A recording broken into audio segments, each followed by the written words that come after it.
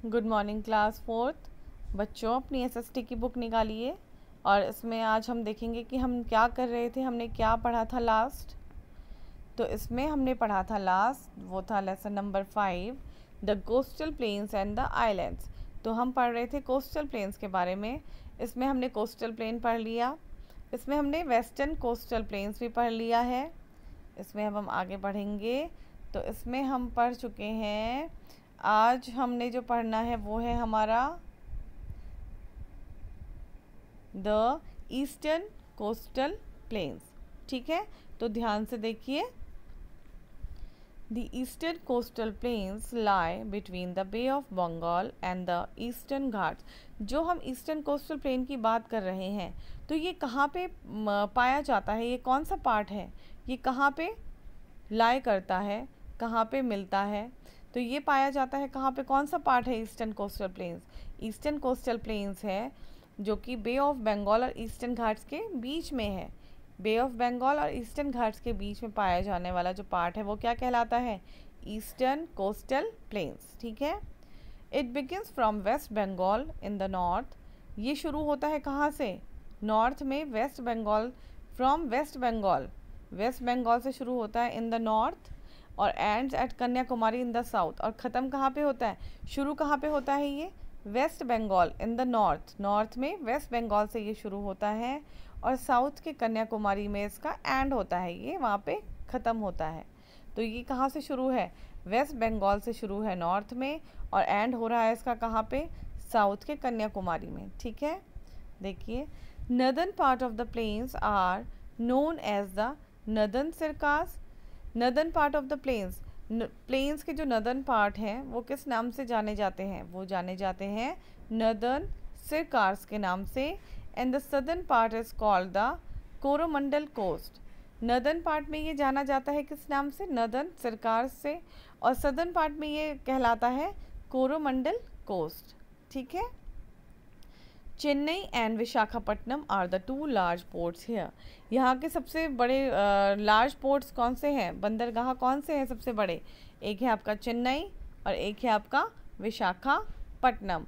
आप यहाँ पे देख रहे हैं चेन्नई, चेन्नई की स्पेलिंग थोड़ी मिस्टेक है, CHE होता है चेन्नई। ठीक है, और तो फिर चेन्नई और विशाखापट्टनम क्या है, यहाँ के लार्ज पोर्ट्स हैं। ठीक, नीचे आइए, the importance of the coastal planes. अब हम पढ़ रहे थे कोस्टल प्लेन्स के बारे में, तो अब हम जानेंगे कि कोस्टल प्लेन्स की इम्पॉर्टेंस क्या है, क्या महत्व है इसका। ठीक है, many ports are found along the coast which are important for inland and foreign trade. Many ports are found along the coast, बहुत सारे पोर्ट्स जो हैं यहाँ कोस्ट में पाए जाते हैं, जो कि क्या हैं, फॉरेन ट्रेड्स, फॉरेन ट्रेड्स के लिए क्या है, बहुत इम्पॉर्टेंट है। Many of the seaside towns are popular holiday gateways and tourist destination. Many of the seaside towns, जो समुद्र के अंदर जो टाउन्स पाए जाते हैं, इस एरिया में जो टाउन्स आते हैं वो क्या हैं, वो हैं टूरिस्ट स्पॉट हैं। यहाँ पे बहुत सारे टूरिस्ट आते हैं हॉलीडे मनाने के लिए, छुट्टियों में यहाँ पे टूरिस्ट डेस्टिनेशन है ये। टूरिस्ट यहाँ पे बहुत बड़ी संख्या में पहुँचते हैं हॉलीडेज़ एंजॉय करने के लिए। Export of fish is an important industry here. समुद्र में क्या पाई जाती है, अधिक संख्या में, अधिक मात्रा में मछलियाँ पाई जाती हैं। तो ये क्या है, यहाँ से एक्सपोर्ट किया जाता है, फ़िश का क्या किया जाता है, एक्सपोर्ट किया जाता है, भेजी जाती हैं। इज़ एन इम्पॉर्टेंट इंडस्ट्री, तो ये क्या है, हमारी एक्सपोर्ट इंडस्ट्री है ये। फ़िश की एक्सपोर्ट करने के लिए क्या है, ये एक इम्पॉर्टेंट इंडस्ट्री है। As the land is fertile, जैसे कि यहाँ की लैंड क्या है, बहुत ज़्यादा उपजाऊ है। A variety of crops such as rice, तो यहाँ पे क्या उगती हैं, अलग अलग तरीके की अनाज उगते हैं, जैसे चावल हो गया, कोकोनट नारियल हो गया, रबर हो गया, अच्छी मात्रा में यहाँ पे उगाया जाता है। टर्न करिए पेज। अब पढ़ रहे हैं हम द आइलैंड्स, आइलैंड्स के बारे में। An island is a piece of land surrounded by water. Island क्या है, आइलैंड एक ज़मीन का वो टुकड़ा है जो कि पानी से चारों तरफ से क्या रहता है, घिरा हुआ रहता है। समुद्र के बीच में एक ज़मीन का टुकड़ा, एक लैंड का एरिया जो कि चारों तरफ से क्या है, पानी से घिरा हुआ है। There are 2 big group of islands in India. जैसा कि हम जानते हैं कि हमारे देश में क्या है, 2 ग्रुप्स ऑफ आइलैंड्स हैं इंडिया में, 2 ग्रुप हैं आइलैंड्स के। These are the beautiful Andaman and Nicobar island. तो कौन कौन से आइलैंड्स हैं वो? अंडमान है और निकोबार आइलैंड्स है and the Lakshadweep. Andaman and Nicobar island and the Lakshadweep. ठीक है, अब पढ़ते हैं हम अंडमान एंड निकोबार आइलैंड के बारे में। The Andaman and Nicobar islands are located in the bay of Bengal. तो ये अंडमान एंड निकोबार जो आइलैंड्स हैं ये कहाँ पाए जाते हैं? कहाँ पाए जाते हैं? बे ऑफ बंगाल में। कहाँ हैं ये Andaman and Nicobar? Andaman and Nicobar islands जो हैं आपके बे ऑफ बंगाल में हैं। They are 2 island groups and are separated by the 10-degree channel with the Andamans to the north and the Nicobar Islands to the south. They are 2 islands. ये 2 island group हैं, 2 island के group हैं ये, and are separated, और ये separate होते हैं, अलग होते हैं किससे? 10 डिग्री चैनल से, with the Andamans to the north, जो कि नॉर्थ में Andamans, and the Nicobar Island to the south. North में अंडमान आइलैंड और साउथ में Nicobar islands. The territory's capital is Port Blair. यहाँ की कैपिटल कहाँ है?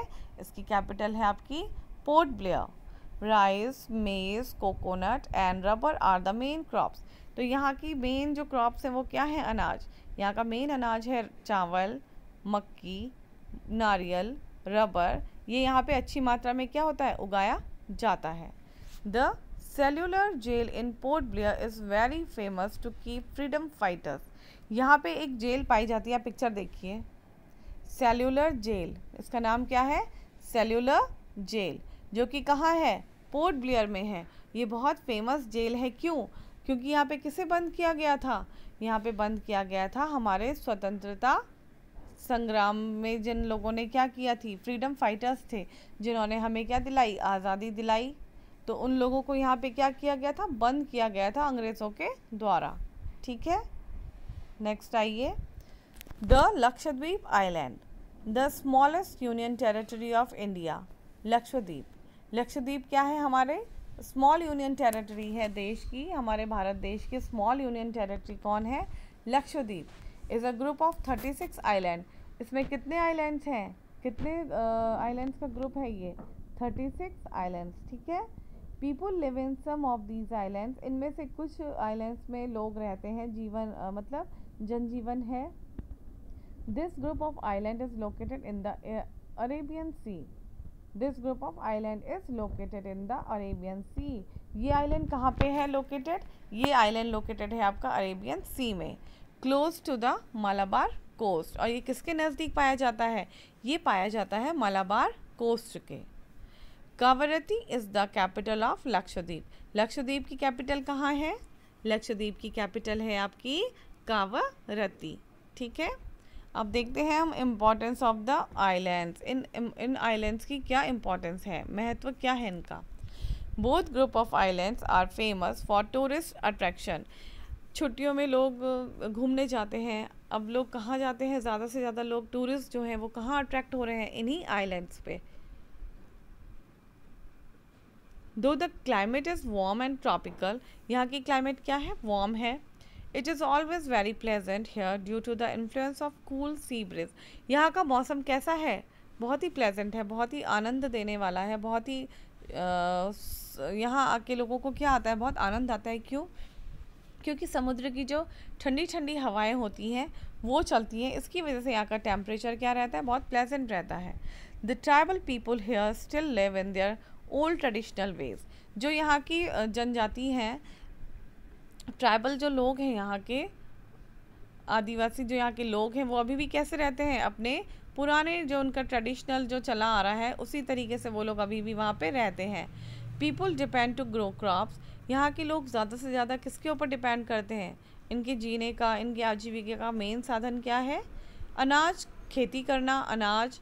Fishing is also their occupation in the presence of water bodies. समुद्र के कारण, पानी इतनी ज़्यादा मात्रा में होने के कारण इन लोगों का दूसरा ऑक्यूपेशन क्या है? एक तो ये लोग खेती करते हैं, अनाज उगाते हैं, और दूसरा ऑक्यूपेशन इनका व्यवसाय क्या है? फिशिंग, फिश पकड़ना, मछलियों का व्यापार करना भी इनका क्या है? एक मेन ऑक्यूपेशन है। ठीक है, तो आपने क्या करना है, इसके बाद ये लेसन हो गया हमारा कंप्लीट। तो आपका काम क्या है, आप एक बार इस लेसन को रिवाइज करेंगे, समझेंगे, उसके बाद इसमें आप जो भी हम करेंगे वो आप कॉपी में करेंगे। तो आप देख लीजिए इसमें, ठीक है। थोड़ा सा आपके लिए मैंने नोट्स बनाए हैं, इसको भी हमने करना है। 27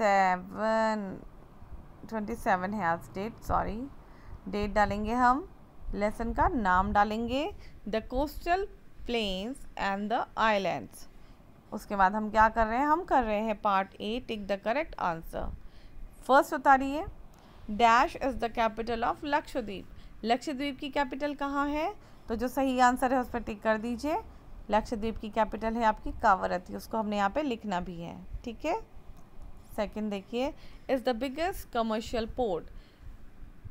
सबसे बड़ा बिगेस्ट कमर्शियल पोर्ट कौन सा है, चेन्नई है, मुंबई है या मद्रास है, तो कौन है, मुंबई, टिक भी लगाएंगे और यहाँ पे लिखेंगे भी, ठीक है।